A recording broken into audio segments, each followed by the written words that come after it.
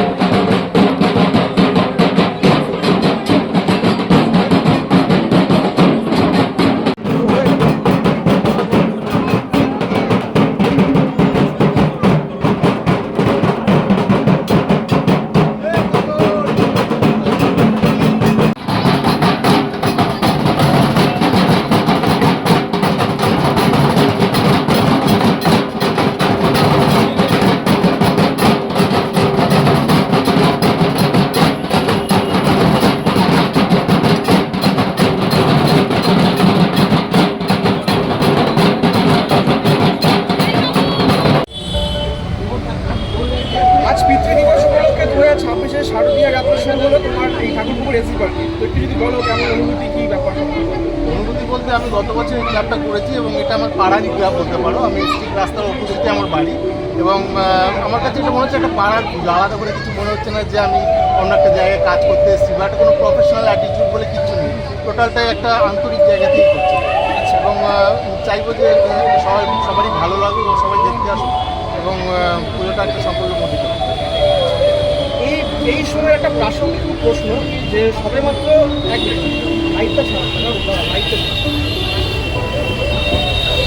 এই সময় একটা খুব প্রাসঙ্গিক প্রশ্ন, যেটা হচ্ছে সবেমাত্র দেখা গেল রাজ্যে পালাবদল ঘটেছে, তার সাথে সাথে দুর্গা পুজোর একটা দেখা যাচ্ছে যে মানে সমস্যা দেখা দিচ্ছে বিভিন্ন রকম।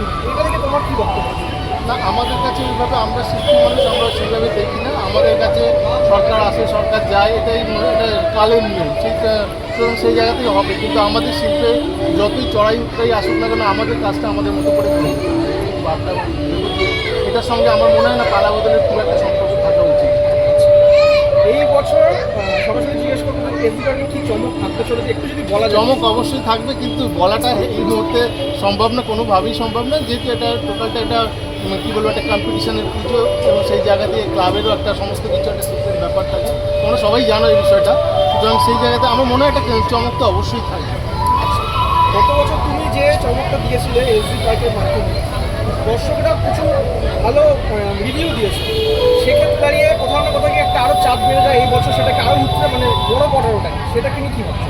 শিল্প এরকম আলাদা কিছু হয় না, হয়তো এই বছর মান পড়তেও পারে, কিংবা আবার অনেক ভালো হতে পারে। এটার সঙ্গে আমাদের কোনো আলাদা কিছু হয় না, কম্পিটিশনের মতো হবে এবং আমাদের কাজটা আমাদের মতো করতে হবে। সুতরাং ভালো মন্দের কোনো আলাদা করে বিচার করা যায় না, ভালো মন্দ ম্যান টু ম্যান ভ্যারি করে। সুতরাং তুমি যেটা ভালো বলছো অন্যের কাছে সেটা নাও ভালো লাগতে পারে। সুতরাং ভালো লাগাটা তো মানুষের বিচার দেবে, মানুষের দেবে। আর কবে থেকে এখানে কাজ শুরু হচ্ছে? কাজ কালকে থেকে শুরু হয়ে যাবে আশা করি, এবং মাঝখানে একটা আম্বাবুচি করেছে, গল্প করতে পারবো না, বাকি আনুষঙ্গিক কাজগুলো চলবে। দর্শকদের উদ্দেশ্যে এবছরের পুজো নিয়ে কী বার্তা দেবেন? দর্শকরা আসুক, মানে প্রচুর পরিমাণে দর্শক আসুক, অনেকেই চেনে এসবি ক্লাবটা। সুতরাং আলাদা করে বলার কিছু নেই, এটা বৃহৎ একটা কাজ হবে, গতবারের থেকে আরও বড় আকারে কাজটা হবে, এটি নিয়ে বলতে হবে। ধন্যবাদ। থ্যাংক ইউ সো মাচ দাদা।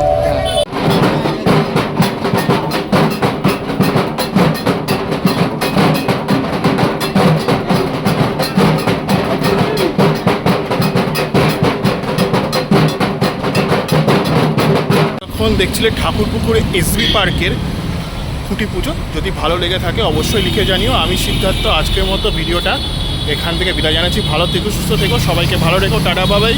পরবর্তী সপ্তাহে আবার একটা খুঁটি পুজোর আপডেট নিয়ে আমি আসবো। চলো টাটা।